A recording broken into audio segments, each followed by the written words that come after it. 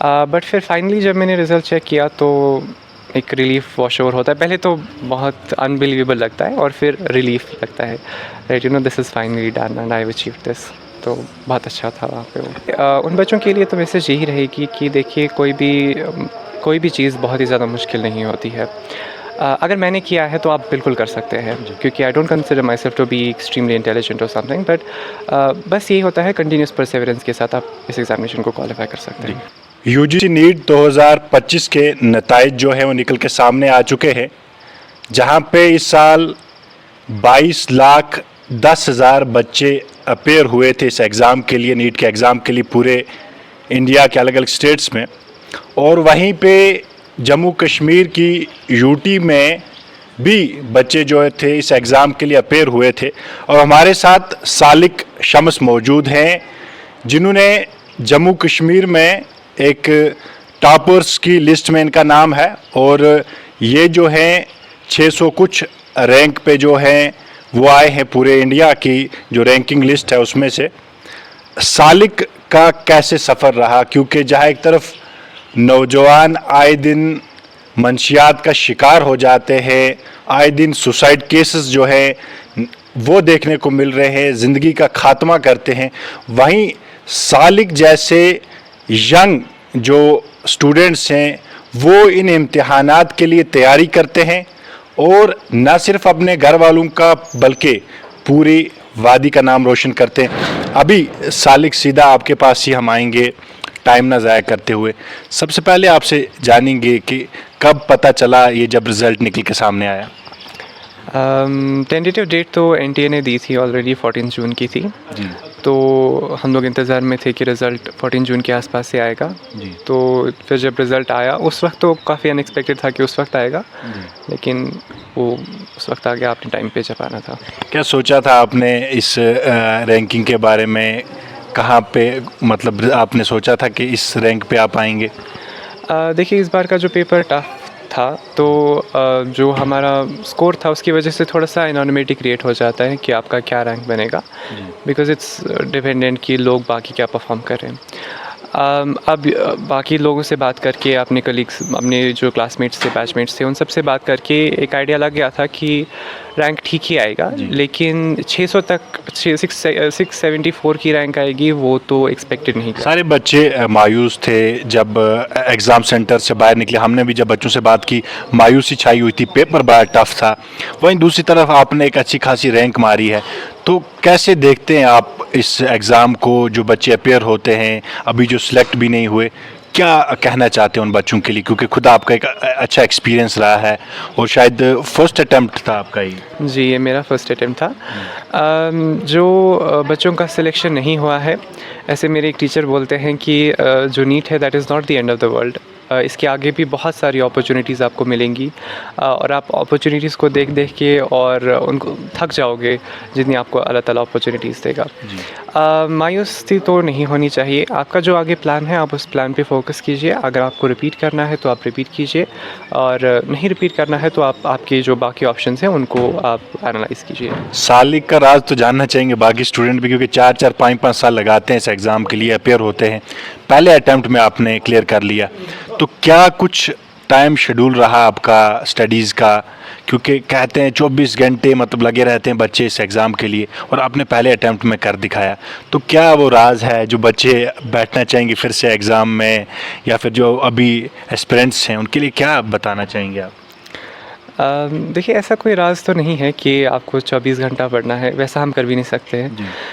लेकिन ये होता है कि आप जो आप 11th 12th की जो आप पढ़ाई करते हैं उसके साथ साथ नीट की प्रिपरेशन भी करनी होती है। तो अब बहुत ही बड़ा टाइम पीरियड है, 2 ईयर का टाइम पीरियड है, तो एक मैराथन है, स्प्रिंट नहीं है। आपको हर दिन भागना है, और आपको उस तरीके से भागना है कि आप थक ना जाएं। तो उसमें आप ये करेंगे कि जैसे मैंने किया था अपने 2 साल की प्रिपरेशन में, मैंने हर एक चीज़ अपनी स्टडीज़ के अलावा भी की है। मैंने हर एक फैमिली गैदरिंग अटेंड की है, मैंने स्पोर्ट्स भी खेले हैं काफ़ी सारे। अपनी सोशल लाइफ भी कंटिन्यू रखी साथ में? क्योंकि देखिए, एक एडोलेसेंट का पीरियड होता है, तो इसमें एक इंसान को there are a lot of things जो आप करना चाहते हो। तो टू बी केज्ड 2 इयर्स के लिए एक जगह पे आप केज नहीं रह सकते हो एज एन एडोलेसेंट। आपको बहुत सारी चीज़ों को एक्सपीरियंस करना चाहिए, लेकिन इसके साथ साथ ये नहीं भूलना है कि आपको पढ़ाई भी करनी है। बस लास्ट पे जब आप क्लोज टू द एग्ज़ामिनेशन होते हो तब आपको तेज़ भागना है, और तब आपको जो है जी जान से प्रिपरेशन करनी होती है ताकि वो जो फाइनल स्प्रिंट है वो हो जाए। सालिक, आपने कोचिंग्स वगैरह ये कहाँ पे की हैं इस सब के लिए, एग्ज़ाम के लिए? हाँ, मैंने कोचिंग राइज इंस्टीट्यूट गगजीबाग से की है।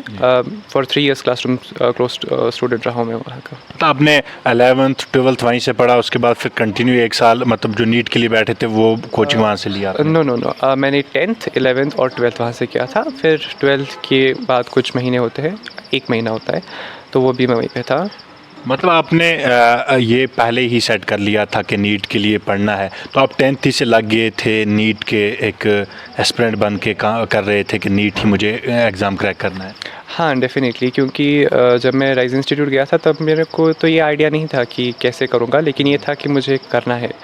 जब फिर राइज़ गए थे तो वहाँ पे मेरे टीचर्स ने मुझे गाइड किया कि नहीं, तुम प्रिपरेशन स्टार्ट कर दो।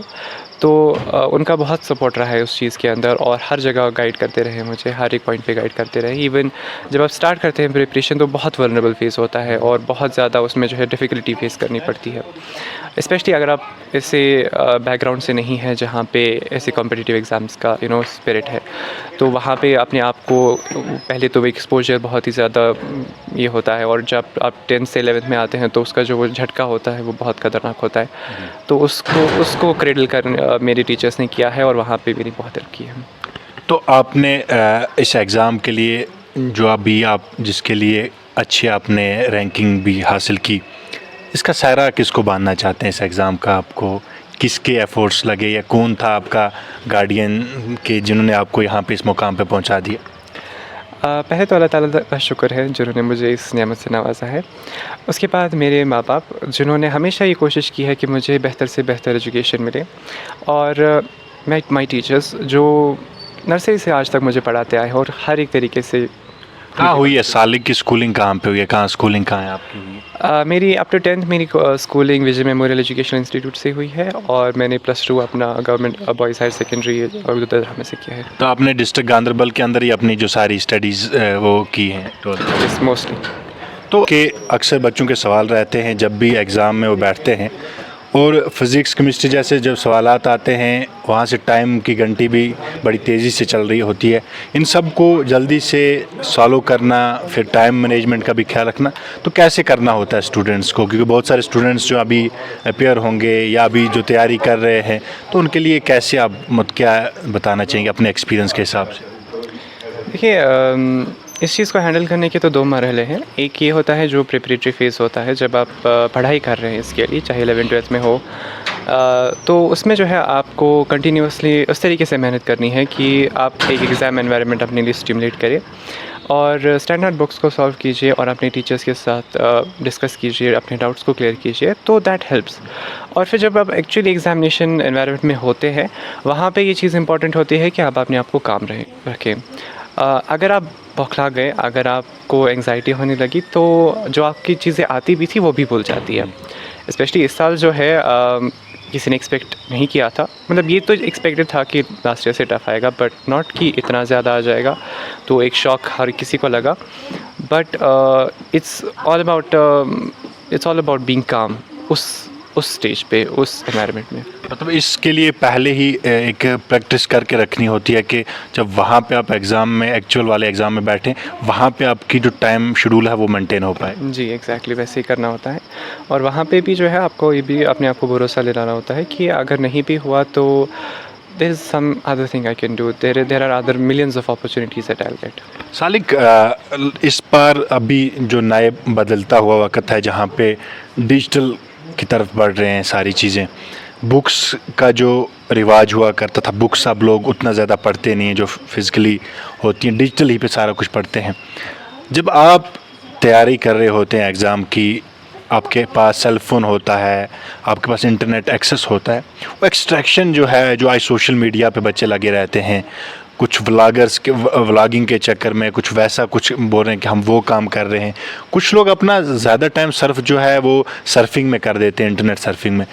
तो इस एक्सट्रैक्शन से बचने, जब आप स्टडीज़ पे बैठते हैं, आप अपना मटेरियल चेक करते हैं, पढ़ने के बैठते हैं, इस एक्सट्रैक्शन से कैसे बचा जाए? इन सोशल मीडिया साइट से कैसे आप खुद को कैसे बचाते थे और अपने टाइम के साथ ही लगे रहते थे स्टडीज़ के?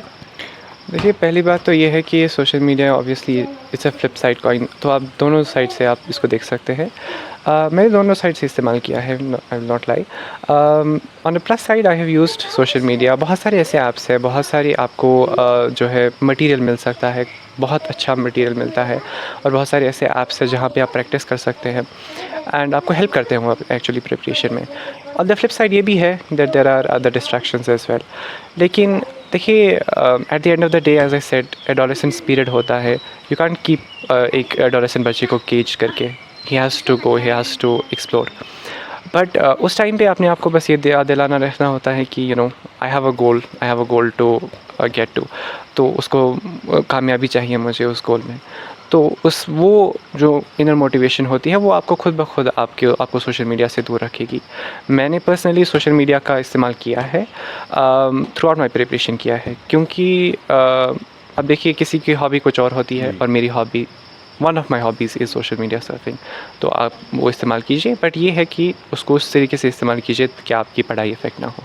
अब आपका ये पूरा सफ़र था, अब यहाँ पे आके एक फ़ेज़ कंप्लीट हो गया, अब आगे आप इंशाल्लाह डॉक्टर बन के वापस लौटेंगे। तो बाकी जो एस्पिरेंट्स हैं अभी, उनके लिए क्या मैसेज छोड़ना चाहते हैं जो अभी इस तैयारी में लगे, या जो नहीं हो पाए इस बार जिनका, तो उनके लिए क्या, मतलब वो कुछ लोग मतलब अभी मायूस भी होंगे, क्या मैसेज देना चाहते हैं इस एग्ज़ाम के एक्सपीरियंस के हिसाब से?